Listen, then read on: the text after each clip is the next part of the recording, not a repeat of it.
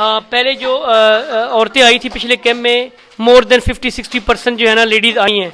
अच्छा, नामी तौर पर ये होता है, हमारे देर में एक बात चल रही होती है कि ये ट्रस्ट का काम है, फ्री मेडिसिन जा रही है। फ्री का कोई भी काम जो है, हमारी आम पब्लिक जो है वो ये कहती है कि यार इसका कोई फायदा नहीं होगा। जी बिल्कुल, माले मुफ्त दिले बेरहम वाली बात होती है।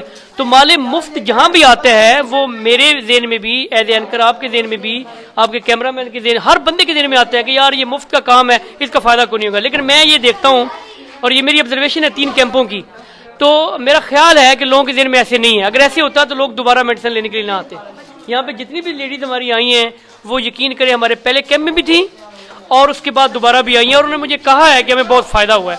तो इससे हमारा जो है ना वो मोटिवेशन लेवल बहुत बढ़ जाता है। देखिए, मोटिवेशन जो है वो हर बंदे को चाहिए, हर लेवल पे चाहिए। तो हमारा अगर मरीज जो है जिसको हम फ्री ये सहूलतें दे रहे हैं, अगर वो खुश है, अगर उसको फायदा हो रहा है, तो मैं कहता हूँ इससे बड़ी नेमत और इससे बड़ी ब्लेसिंग कोई नहीं है।